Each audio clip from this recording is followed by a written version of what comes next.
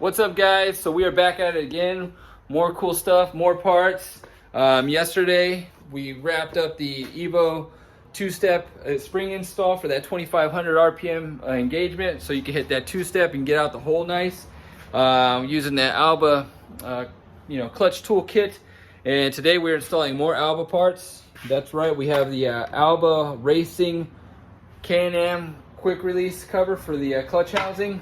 It doesn't take much, there's no instructions on these things, man. It's killing me that these people, no offense, I'm not talking crap on companies, but they gave you something with zero instructions. I mean, you see this? Look, this is the package, a sticker, that's cool.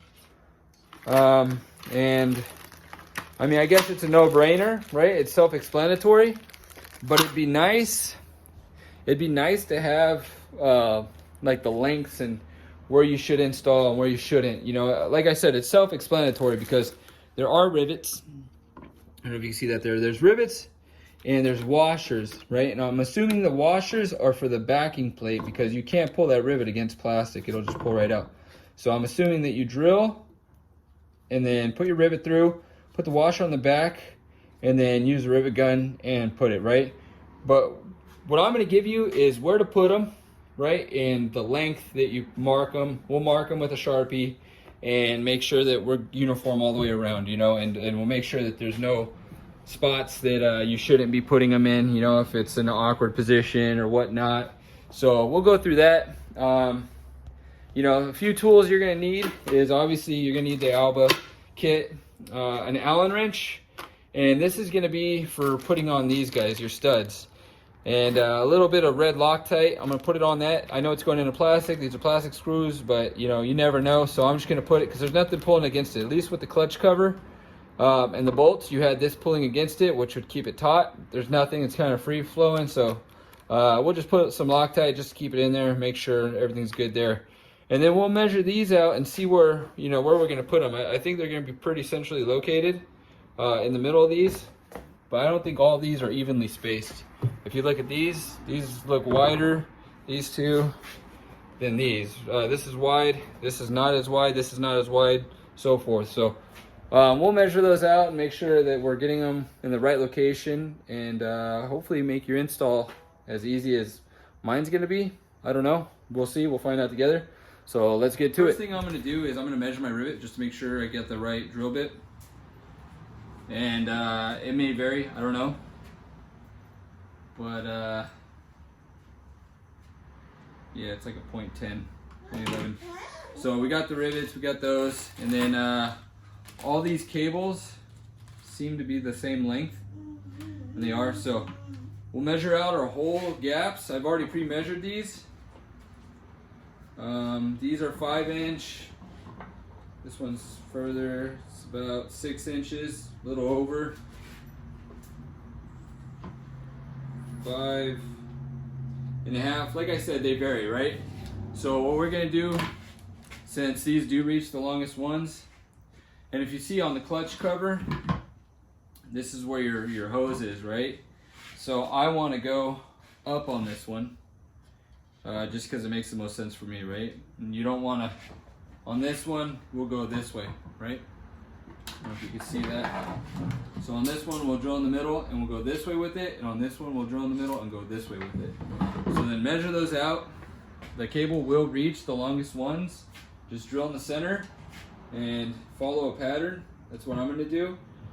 Just, it's gonna look the cleanest, aesthetically pleasing, and makes the most sense to me. So I'll measure that out now and start drilling some holes and start installing the rivet.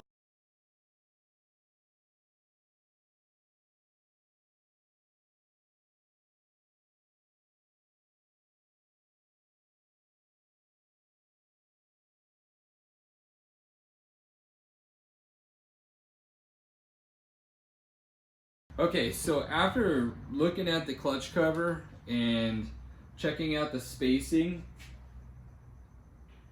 one of these has to get double drilled, right? So one of these locations needs 2 in one spot. So instead of drilling 2 holes, I've decided to drill just 1 hole and put them together like this. Because the rivet is plenty long enough. It's got to go through these, the plastic, and the washer and still be able to rivet. And so I have more rivets. I have spare rivets, so if this doesn't turn out well, I can always undo what I did. But this top one, the way it's evenly spaced, I could technically do it to all of them, right? So instead of having individuals, just one for that spot, you could actually have two and go boom, boom, right? But I'm going to do it to this bottom one because, you know, no matter what I do, this top one's going to have to get a single. This top one right here. So I'm going to try that first and see how it goes, see how it looks.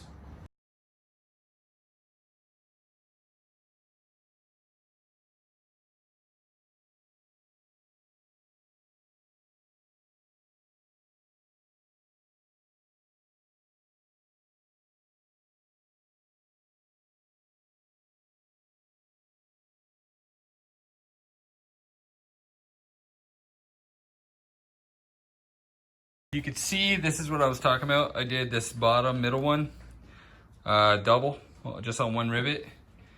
I drilled all of them individually just to have it there in case. I mean, it doesn't matter. It doesn't hurt anything. It doesn't even look bad, to be honest. But this is how they would all look if I double stacked them. I don't know if I like that better or the single like that. What do you think, babe? What's your decision? Should I do them all like this, where it's two on one rivet? Mm-hmm. Or should I do it individual like this one?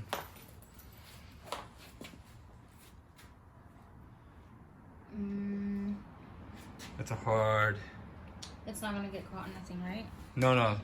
There's pins. Okay. You go in there and hold. Let's discuss and we'll get back to you with the decision. Me and the wife have decided to go with the single for the rest of the install. She said, and I agree with her, it's too cluttered. It's practical, you totally can do it. It makes sense, except for you'll have one that's single up here.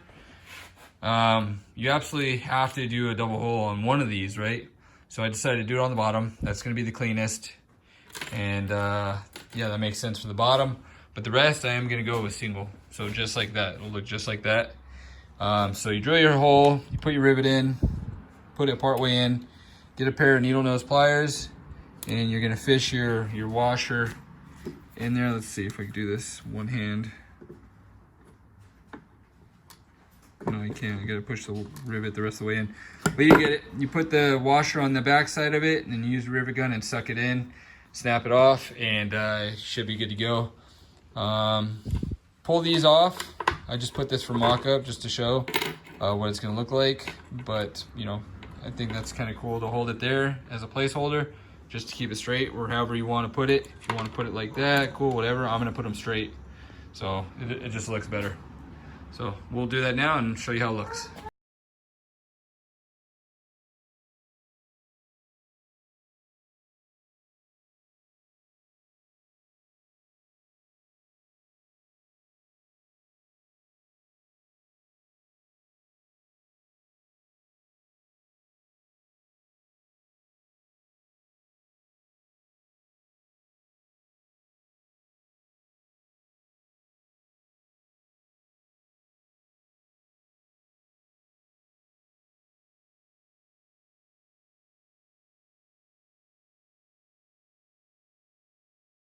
So this is what it looks like so far. The individual ones, right? This is the double to go on the very bottom. And then this side all goes this way because this top one, you know, you got the hose here, so it makes sense to go that way, right? And then the double on the bottom. And that's when it switches over. I thought that was kind of cool. So it switches over this side, this direction, again to the last one. So it all makes sense. Now we're gonna install these studs. Like I said, we're gonna put a little bit of red Loctite on it. Doesn't matter much because it is going into plastic, but I am gonna put a little bit of red Loctite, and then I'm gonna put this Allen wrench in the center of them to screw them on, and you'll see that now.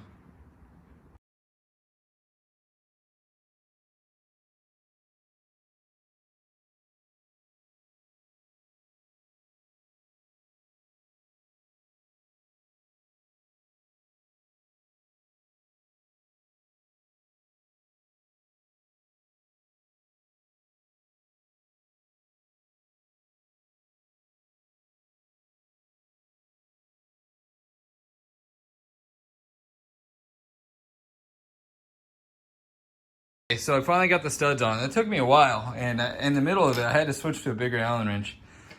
And as you can see, this one started to bend also. There's no size on it, but it barely fit in the hole.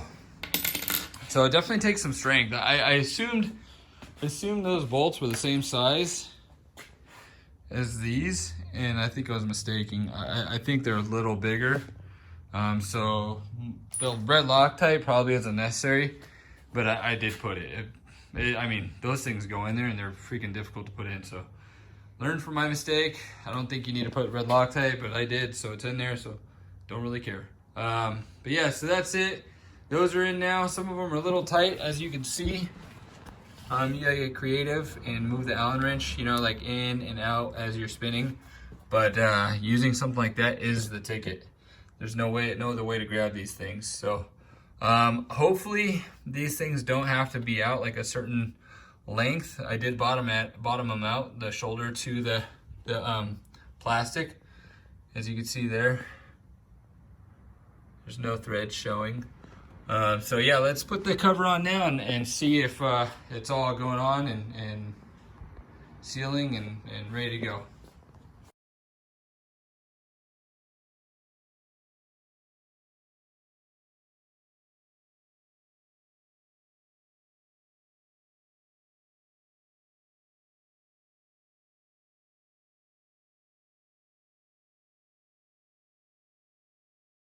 And that's it. It went on pretty smoothly. A few of these, I mean, it feels like it flexes out a little bit. I don't know, I kind of had to walk it on. So I started from the front. Let me focus. I started on the front and then walked it on. And I had to smack it a few times, but after that, it went on really smoothly. So that's it. I'm glad I went with the double on the bottom. It's just less clutter. Looks good, it's functional, and yeah, check it out. I mean, this thing looks pretty sweet, and it, you know, like I said, it goes on and off really fast. I still got to put my hose back on, but I don't know if I'm done with the clutch work. I might still do a little tuning, so we'll see.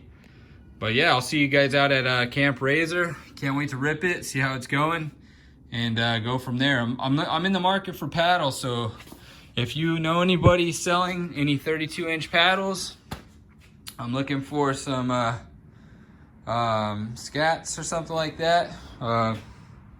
Hit me up, let me know. Slide into my DM on Instagram or on here.